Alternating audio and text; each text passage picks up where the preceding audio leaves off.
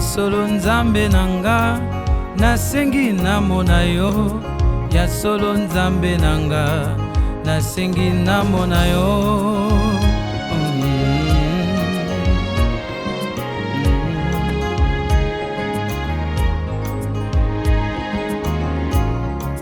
ya solo nzambe nanga monisa kembo na yo ya solo nzambe nanga tonisa nguya na yo. Fille sans maladie. Amen. Nous acclamons la parole du Seigneur. La personne était guérie, quelle que soit sa maladie. Amen. Amen. Nous venons de lire dans le livre de Jean, au chapitre 5, le verset 1 au verset 4. Là, on est en train de parler d'un thème, d'un sujet très important, la piscine de Bethesda. La piscine de Bethesda, par historique, c'était une piscine auquel le peuple de Dieu, les enfants d'Israël, venaient auprès de l'Éternel pour chercher la guérison, pour chercher la solution aux problèmes qui touchaient leur vie, aux problèmes qui touchaient leur corps. Alléluia. Et qu'est-ce qui s'est passé?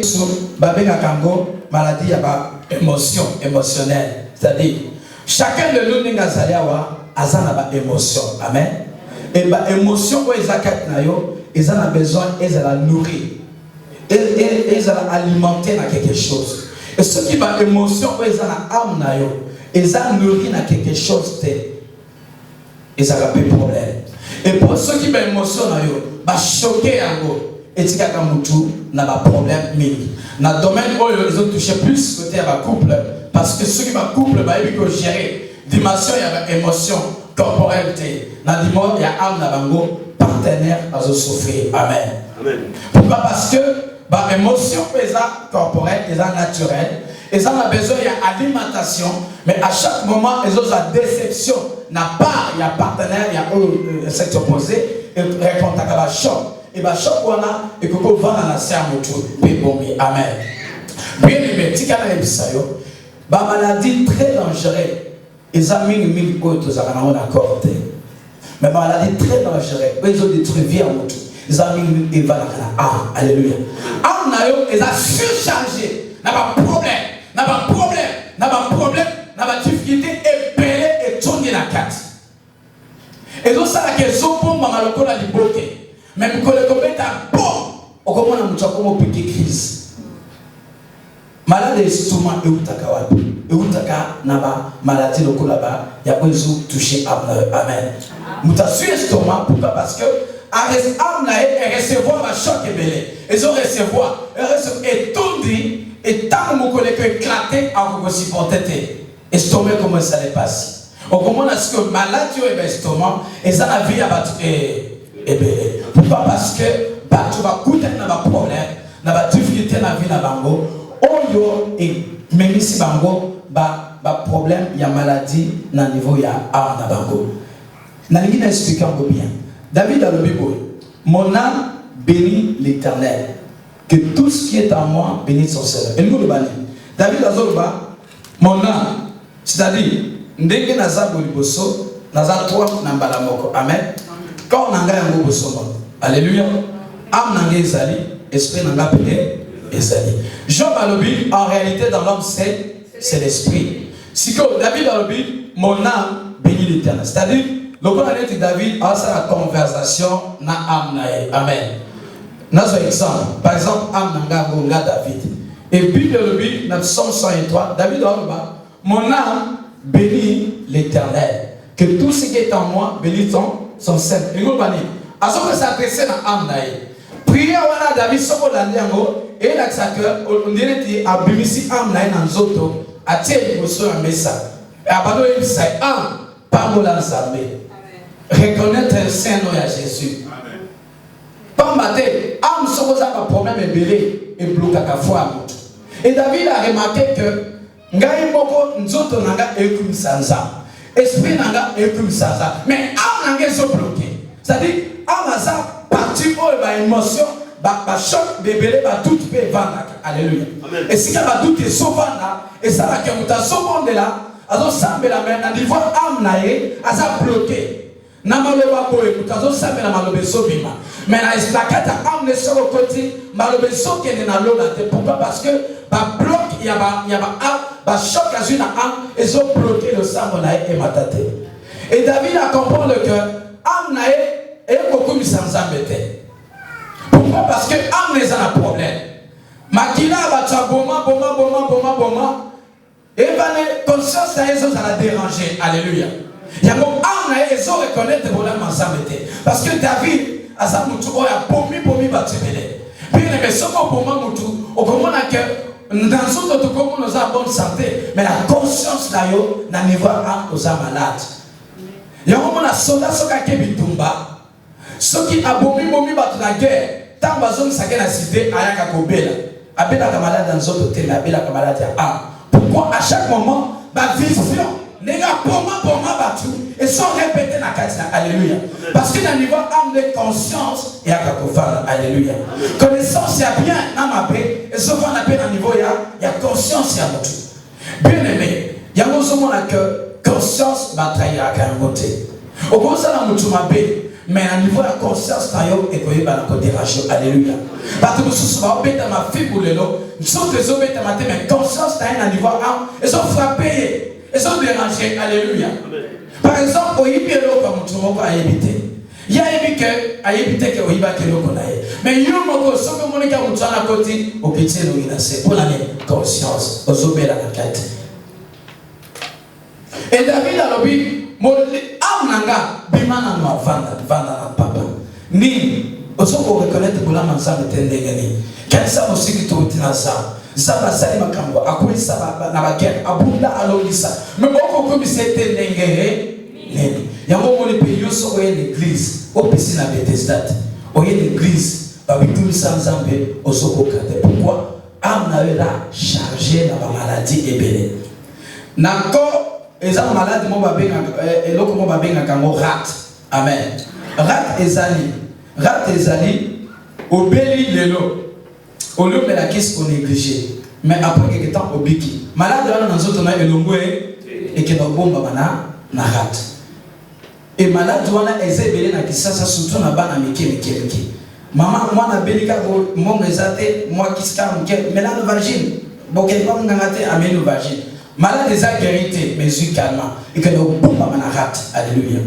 Et malade, est-ce que belé, est-ce que moi, belé, au Seigneur, nous bien, et qu'on va dans la rate. Mais nous pouvons rate et pas sous caca. Et même quand on a dit, alléluia. Sauf que vous avez un minganga, tant que classe bien, pas encore seul, la solution à la problème en tête. Et niveau accord, le col à rate est allé. Dans le niveau âme, âme, à la partie à rate, c'est-à-dire, partie à mémoire. Ma béno so salabat. Na ma béno so bat basala yo. Est-ce au bosanango? Au bosanate. Amen. Mais ils ont vendu dans la carte. Tino motambo la katambola. Et ça ka katina yo. Et malade ils ont dérangé. Au moment de la déception, mon bozala kala 2 ans, 3 ans, 5 ans passés. À chaque moment ce gars au canisi. Au qui passe et en motel. Mayamis et Sopani. Alléluia. Amen. Et au moment na niveau ya âme bato souffrir na ba choc ya liwa. Alléluia. Andima kite akoki ko perdre proche moko alinga kimi. Alinga tellement makasi. Ceux qui bato tambola bango mibale. Ceux qui bazosonga bango mibale. Amitié wana ezalaki tellement makasi et ceux qui savent que moko parmi bango mibale akufi etika ba choc. Et ba choc wana moko le enterrement. Ce qui tombe monter dans ma capacité, on m'a appelé qu'on précipiter na liwa. Amen. Parce que choc est tellement amené ma casse et que qui qu'on va dans na amené et affecté même petit corps. Alléluia. On m'a dit exemple. Barbie, en réalité dans l'homme c'est l'esprit. Corps na we ango. O ezali corps, o ezali âme, ma ezali quatre ndé o ezali esprit na yo. Amen. Par le but que en réalité dans l'homme c'est l'esprit, c'est-à-dire en réalité you et ça enveloppe il y a corps autour de la terre. Oh vandi awa osaka corps il y a pas. Mais vrai yo ezali esprit que ça quatre. Il y a un moment là ceux qui osoloba, malobosoloba monoko azoka ko exécuter makamezuta na kati na yo. Amen. Azoka saka ba ordre ya makamezuta na na ozota na kasi na yo atatini na zote ya awa na niveau esprit nanga connecté na lola makama esobima ezota place obino bozo mona te alléluia c'est pour dire que esprit mo mona ngo ezate me okokiko ko sentir yango amen et si ko okomona que soki am na yo ezana ba problème ebele ekrea ya moto vie na déséquilibre okomona ozo simba mbongo mais ozo za stabilité parce que ozo manquer paix intérieure alléluia tika na programme ato sambela samba ko le kota bala yo se mata bana amna yo akuma na moto na koma yesu samba bi amen esa na partage na yo samba bi amen samba sikisa yango bakine no se sanga yo kora tuma na moto na koma na yesu Kristo ba déception et à la niveau ya amamoto ils ont dérangé et na ba kamususu ba maladie ya amna yo omona mututi apotani na ngofi mobimba akoki yangote ti ememi na liwa pe akofi alléluia amna etiningi kokufa ikufi na ba problème amen et omona ba cimetière et ba sanduku ya ba problème ebele so ba miba mobimsa moko na cimetière ai so ikabakufe nango bien aimé aux surpris amen. Et battu belé sur 100%, 75, 60% battu. Bah koufi parce que mille mimi bango na liwa makambuya ya 4. Amen. Et si koyo et l'autre o ezamabe, ce que vous avez la maladie na niveau ya âme, cause na mutombo makabomba ba secret alléluia. Et rat na niveau âme ezali, ezali le fait ko bomba kabomba makam. Au moins ni kamobo e pouf o meli. Au moins, il y a un moment choqué dans la peau, au mairie. Au moins, celui qui a choqué pouf, au mairie. Au sommet là, tirat dans le niveau à Mégosanine et que ça l'a rempli. Et tant que comme rempli, ils ont représenté danger permanent pour l'ayo. On a besoin, il y a guérison, il y a âme pour qu'on la libérer. Et ceux qui âme nayo et une guérison, au moment même corps nayo et que jouir na joie. Corps nayo et qu'on genga et qu'on reflète image à bonheur. Amen. Au moment où bateau nous surtout batakana kimia na mitema même physique na bango soko talier au moment où ke azar muto joie. Mais muto azar na problème na soko talika ke longina azar makam. Alléluia. Au moment où bateau nous soko uti Angola, bateau uti Kisasa, bateau uti Afrique du Sud. Et belé bazo tabola na mokili na ba charge ya makamba uti na ngona ba pays d'origine. Alléluia. Bamsuba deseva batu, bamsuba yiba mamunga batu, bamsuba eskoka batu. Et ba charge wana ezola na bango. Amen.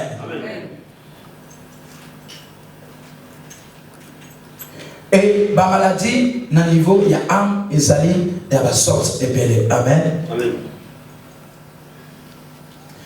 Maladie mususu etushaka ama mutu. Et ça, par exemple, il y a tristesse. Moto azalaka mawa.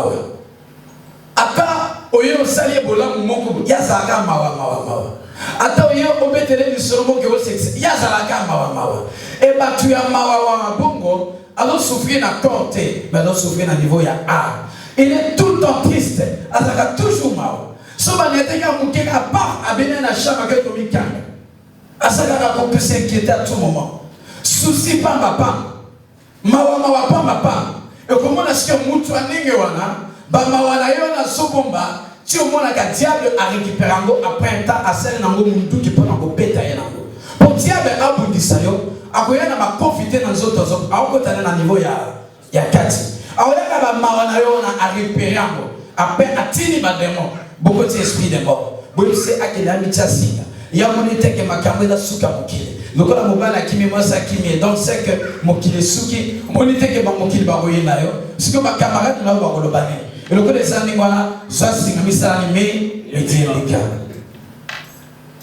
et tristesse ezelo ko amala mute na kati ya vie ya mutu ba inquiétude ozaka tout le temps inquiet ozaka kimi pamba so ota mananzela o aka keno oyo atuka asa leste asaka ke inquiet à tout moment et inquiétude esa maladie ko ezaka na corps ya mutu te mais ezalaka na niveau ya âme ya mutu. Alléluia.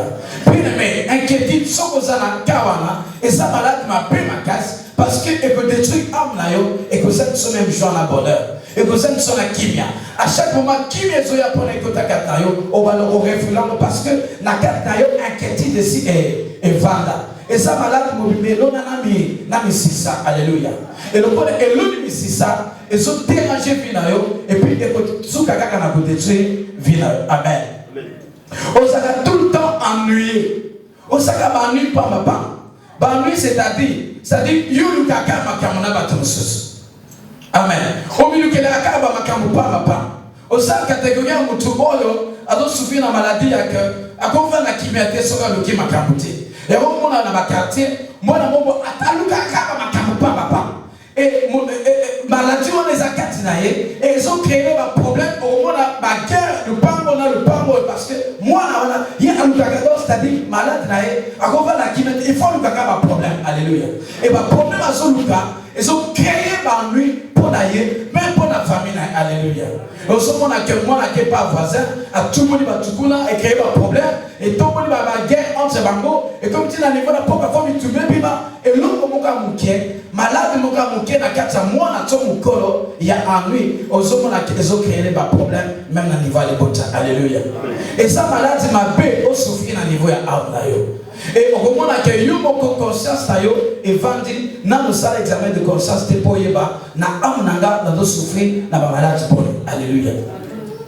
Et puis malade moko vana na âme bien encore il y a rancœur c'est-à-dire yo au kangela ka batu kana pam alléluia et ça malade m'a bé ma casse ce qui est dans la carte âme na yo et comme ça que repousser batumo bosika na yo parce que yo na carte na déjà rancœur les alliés sans que tu sois ya sale olamu et au côté parce que la carte est longue comme ils ont condition et ça et ce qui au détruit rancœur te que quelqu'un la batumo tema ma casse bien aimé dans le Seigneur aux a problème aux obéis âme na les souffrir ils ont besoin de guérison parce que quand quelqu'un la batumo tema au kangi même porte pour que nzamba ko nsambo na yo puis le lobby limisa masumu na biso le kola to limisa kaba balinga sio yo okoka ko limisa balinga te soki mutanya to ka muke pa bagatinga yo bimisi makelele obimisi ba trouble ya koso na même bandaka o eza Istanbul eza bandaka to tala ba problème epele et na kati bandaka wana papa bandaku bandaku bazala ba maladie na niveau amtala et puis, il y a besoin de bako et obéir ça va pas. Amen, amen. Venez là ici.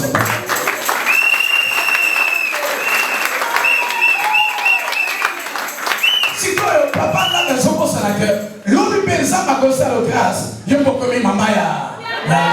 Si on peut dans ma case là, amen. Venez là ici ma boca.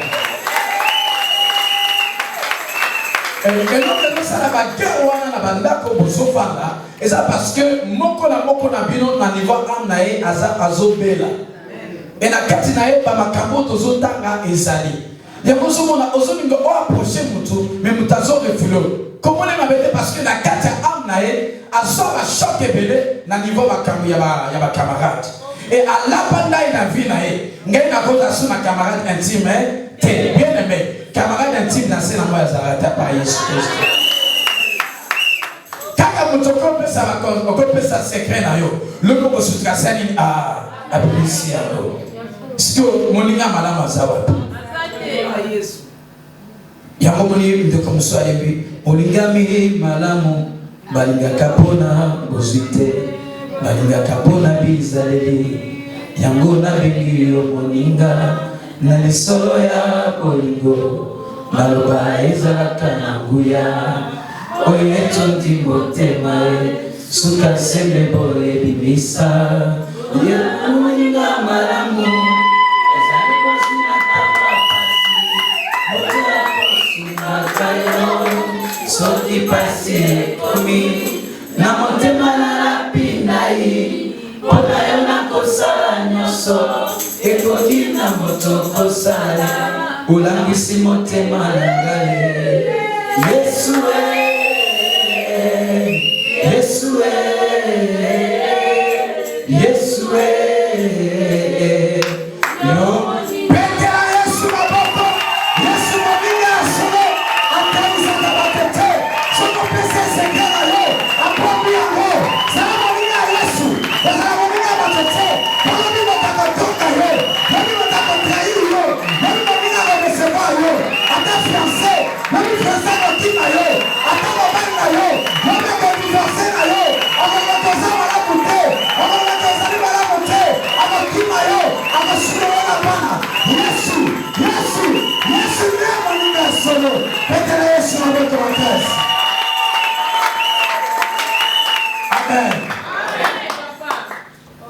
Et dans le niveau bandako, bato bazo souffrir na ba âme.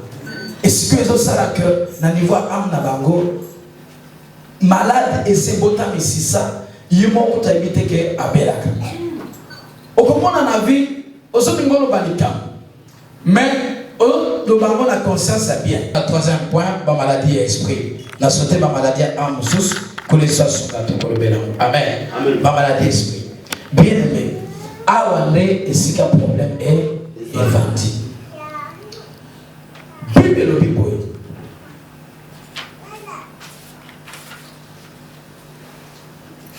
Dans Colossiens chapitre 1 verset 15 à 16. Il est l'image de Dieu invisible, le premier-né de toute la création.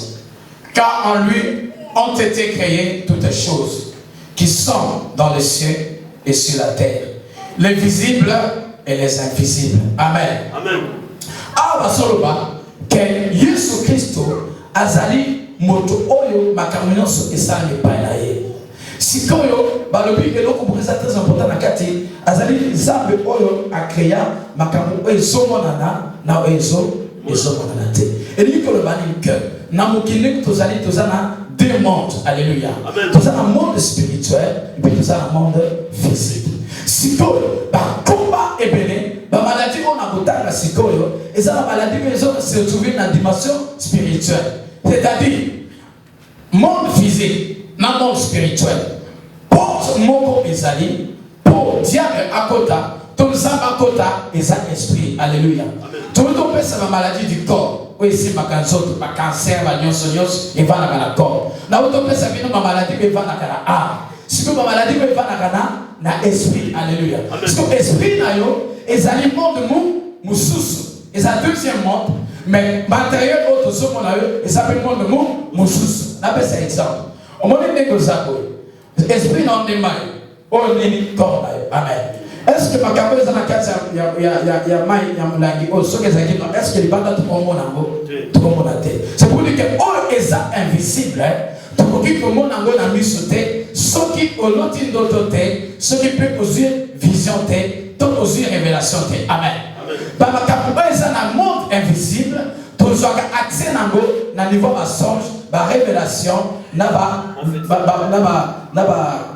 ba songe ba révélation. Na ba prophétie ndoko mona depuis misaka ta mususu o bozala lobi to likamelingo komelo. Alléluia. Ça ndeko moko azosala na aéroport et na tongo de kona moi service avec une sœur. En tout cas le na butu na loti malabote na loti accident mo besalemi mais na ibite soki na naza concerné mais mon tema na ngezo bisangai que tomba lelo ko bimate atako les amis. Je sais pas que le logo salate a bino be bandoto na bino na vraiment na bengiza bakinza mizango zo kende bazo déformer bino ngana zo kende musala et puis ça na zo kana suka sana zo la combien dans le cinéma déjà na ba $1,500 par vol ce que ça bino na ndako boliani ba mine valeur sociale la famille mais ça na ufuta na nani mais dès qu'il a ce bisaye quand tu as complimenté parce que ce qu'on met dans l'eau sorti que l'eau y a bien été. Alléluia. Ce qu'on comprend le monde invisible et joue à paix dans la sens. Alléluia. Tu as mis dans mon kit combien de sens c'est allé 5 sens.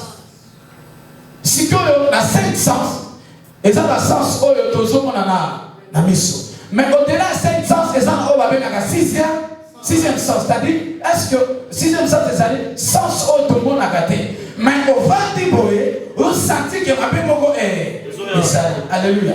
On a bouqué dans tombeau. On a qui vient de ministre qui me bouger. Mais on sentit aux autres ma moko boye et ça alléluia. C'est-à-dire 6e sens ils ont fonctionné dans la dimension du monde invisible. Ils ont prévenu contre les dangers et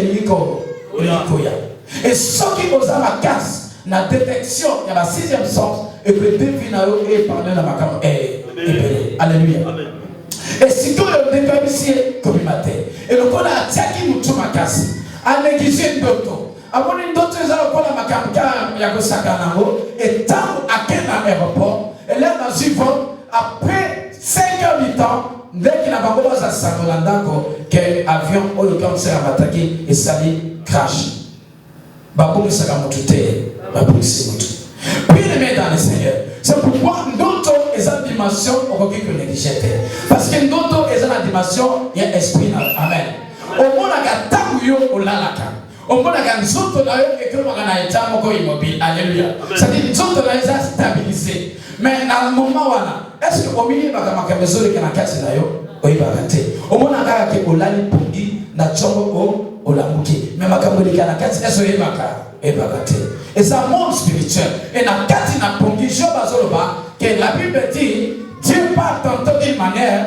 tantôt d'une autre et le songe est un mot copé il y a un point où ça va utiliser pour appeler ce message dans mon anaï oya lingakama makasi amen et lokola anégisha kindoto mabe sanini mabe komi na fandi na ndako esala ata ba 15 ans passés parce que nasali ko sala ensemble le lote pour la batusu za peut-être si kama biso ngamo na mibi kizamba kamoka amen na lali na butu kolo azotali sangaye que mwana moko ya 3 ans et pas ma voisin matanga esalemi bato bavandi bakartafal etiami na greki na tongo na okende classe na koti na kati ya lopango wana na kuti ebembe ya mwana muke e mwana wana Jordi de azalaki na kati ya sake na lamuki na tongo na se préparer pour la classe mais sikoyo tango na zobima esprit pour résumer ça kende na lopango wana yebisa bakolo mwana ke oloti boyeboye baluka basali ya nzambe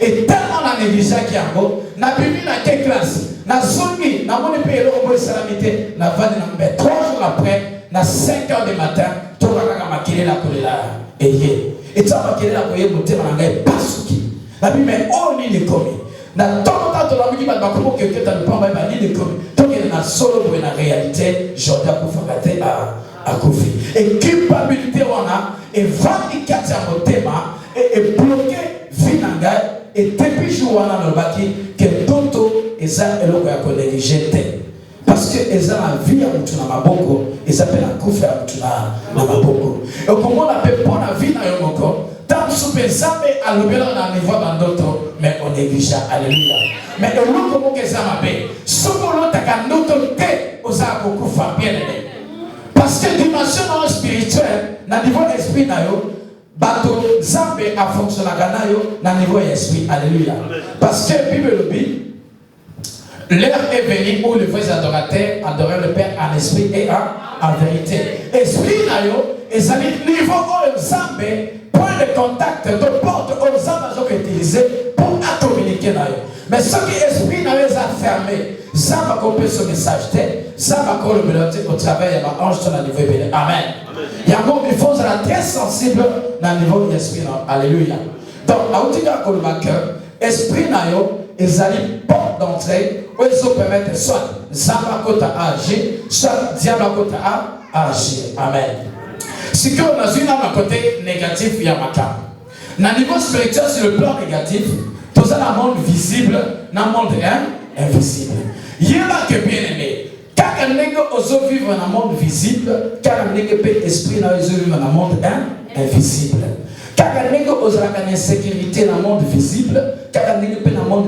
invisible ozala pe na ba insécurité pourquoi parce que pour diable a attaqué yo pour nganga a attaqué yo akoyaka attaqué au niveau ya monde invisible et lui kolobani que ndenge na mokili ya bato ozala na adresse na monde spirituel pe ozala na adresse alléluia pour batemo ba attaquer vie na yo pour bandoki ba attaquer vie na yo et c'est que ba kende na dimension spirituelle ba luka yo adresse na yo na monde invisible ba attaquer okuna ba bokelo ma mauvais son ba bokelo maladie okomona na monde visible c'est nini et la tire alléluia c'est pour dire que monde invisible et ça monde ya ba direct c'est-à-dire makambe ba de la gande kuna oyo soki vena nzoto ezaka ko ese banaki kuna alléluia c'est pourquoi il faut être très vigilant parce que le monde des ténèbres et ce qu'on travaille dans la dimension est belle et tout est qui dimanche passé sorcellerie et bandit wapi sorcellerie et bandit depuis ba ange balula kabasi na sena mokili et ba yaki passe à couper na bango na niveau sexe et ba ndimaki na terre na bango ya kibonzambe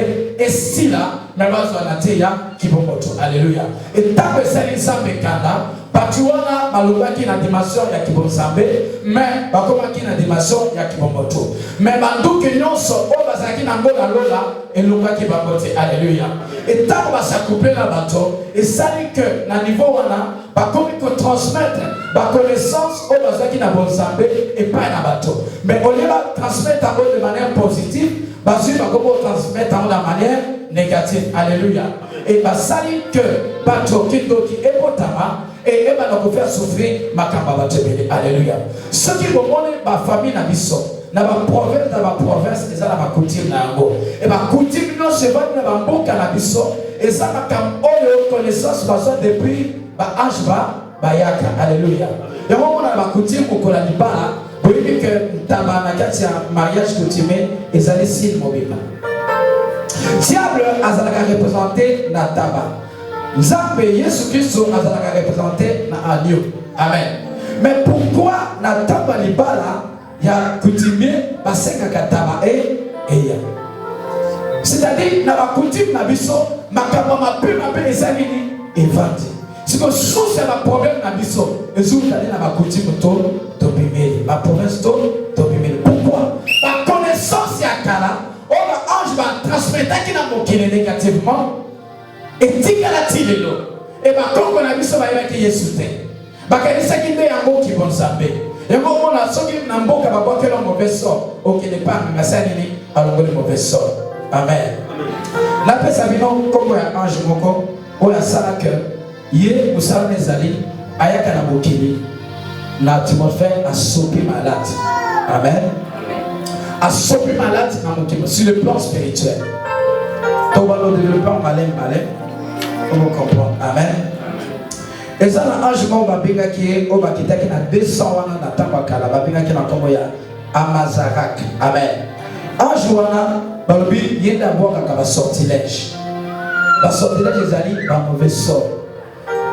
Olala qui olamuki, ba bois qui mai mongo nanzela. Mais you limite que mai wana ba bois qui nanzela et bobi ma akam. Et au ça c'est tant on y a tiako pouf. Au sud de l'hôpital, moi ça c'est les fausses couches. On se comprend le thé. Ma campagne est qui n'est. Et pourtant, on a suivi à grossesse et ça normal. Mais comment se fait-il dans cette fausse touche kaka n'a pas. Amen. Ma sortilège. Anjoana a transmis à qui connaissance oyo et pas ma coupe on a vu sur la katia, la tamuya, yakana. Amen.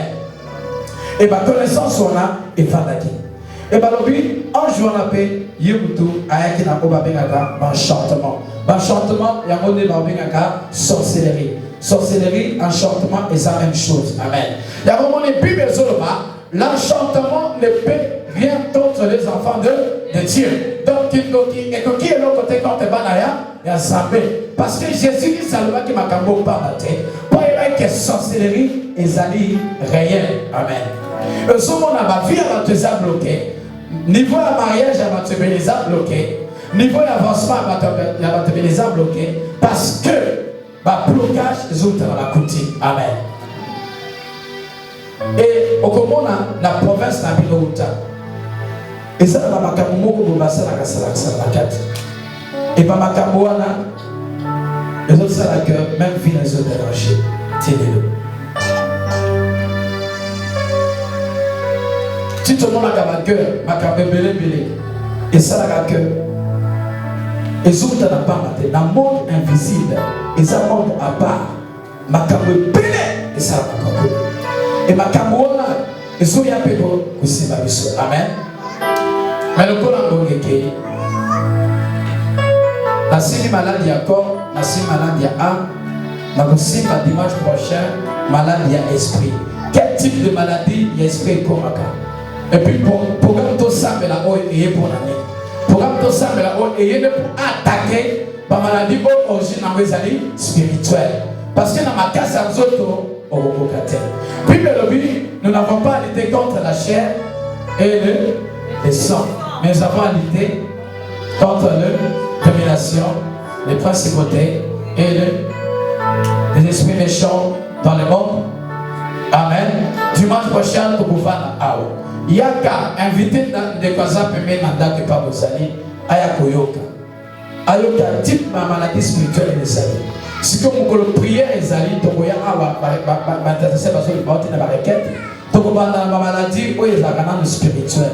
Tu es aussi ma maladie, ça, na âme. Et puis aussi ma maladie, où ça, na corps. zala na kotima atoza na cancer lokola oye na piscine na Bethesda esengelaki ange animisa bai mais na moi ya lelo eza susu ange te eza Saint-Esprit soki aza na kati ya église eke agite guérison oyo asaisir yango abikisami ezala maladi nde eza niveau na corps eza na niveau na âme eza na niveau esprit ekozwa guérison na nkombo na Yesu Masiya yebisa ndeko aza peme na yo nakozwa lobiko na nkombo na Yesu nakozwa changement na nkombo na Yesu nakotomama na nkombo na Yesu bablokage yange ekopewa na nkombo na Yesu balimitation yange ekopewa na nkombo na Yesu olosimi na loboko ozotelemisa ye yebisa ndeko telema tosambela telemisa yo lobo ete totelema tosambela telemisa asambela nalingi osima ndeko aza pembe na yo lobo ete ekolo pesa ye makasi akobondela simba azwa force akosambela comme c'est très enflammé à mon goût là tolo aleka kokweyisa yango yebisa nzambe ekipe ndeko na nga na losambo bana kokomatisa priere bana kobondela losambo ebana komata tobonde likolo na nkombo na Yesu.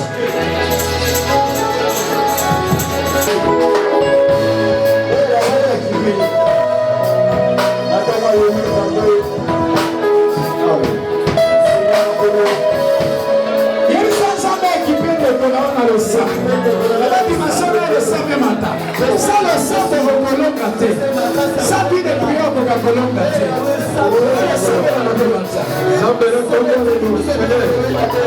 Tu le sang de